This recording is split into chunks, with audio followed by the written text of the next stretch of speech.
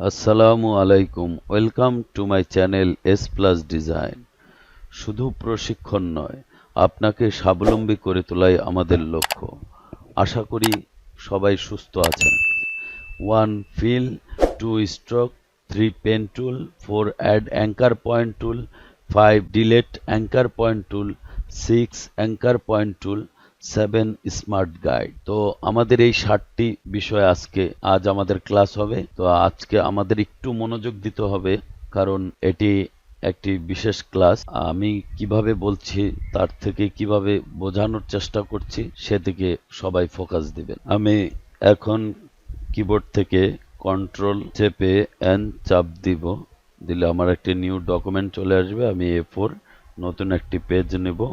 আমি কিবোর্ড থেকে এন্টার অথবা মাউস থেকে ক্রিয়েট, যেটা ইচ্ছে ব্যবহার করতে পারবো। তো আমি কিবোর্ড থেকে এন্টার দিলাম, আমার একটি নতুন পেজ চলে আসছে। এখন আমি আপনাদেরকে দেখাবো ফিল অ্যান্ড স্ট্রোক। ফিল অর্থ হচ্ছে ভরা। যদি এরকম কিছু থাকে এটা ভরা, তো এরকম কিছু থাকলে একে আমরা বলি ফিল। আর যদি আমাদের কাছে এরকম কিছু থাকে সেটা হলো স্ট্রোক।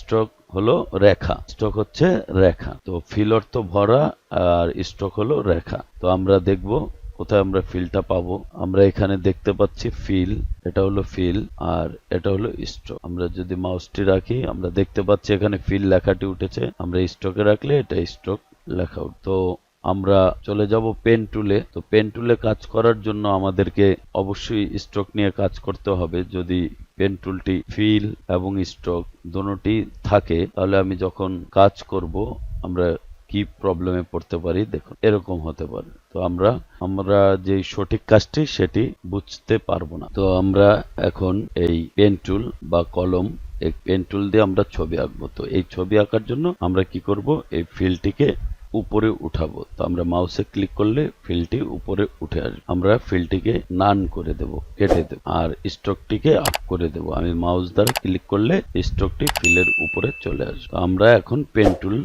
নিলাম, এখন পেন টুলের কাজ করব। তো আমরা প্রথমেই এই আর্টবোর্ডের উপর পেন টুলটি ক্লিক করলাম, করার পর আমরা দেখতে পাচ্ছি একটি লাইন চলে এসেছে। তো লাইনটি আমি যেদিকে ইচ্ছে নিতে পারবো, আর আমি যেখানে ক্লিক করব এটা ওখানে শেষ হয়ে যাবে। আর আমার এই পেন টুলের এই যে পয়েন্টগুলো, এগুলো হলো অ্যাঙ্কার। এই দেখুন এখানে অ্যাঙ্কার দেখাচ্ছে, অ্যাঙ্কার লেখাটি দেখাচ্ছে। অ্যাঙ্কার মানে নোঙর। যদি কোনো জাহাজ যেরকম নোঙর করছে, আমার সেই অ্যাঙ্কার গুলো এই পেন টুলের মাধ্যমে নোঙর করছে। তো আমরা ইচ্ছে করলে এই পয়েন্ট থেকে আমরা দেখতে পাচ্ছি, এটা আমি যদি সোজাসুজি রাখতে চাই পেন টুলের এটি ক্লিক করার পরে আমি কিবোর্ড থেকে শিফট চাপ দেব। তারপর আমি সরাসরি এখানে ক্লিক করলে আমার এটি সোজাসুজি হবে। আর যদি আমি এখান থেকে ক্লিক করে মাউসের মাধ্যমে ক্লিক যে কোনো জায়গায় করে এখানে থেমে যাবে, এবং মাউস চেপে আমি টান দিলে ইচ্ছে করলে এটাকে বাঁকা করতে পারবো। আবার ইচ্ছে করলে এখানে ক্লিক করে শিফট ধরে আমি সোজা করে রেখে তারপরে বাঁকা করতে পারবো। তো আমি যদি এখানে শিফট না ধরে বাঁকা করি, বাঁকা করার পর আমরা দেখতে পাচ্ছি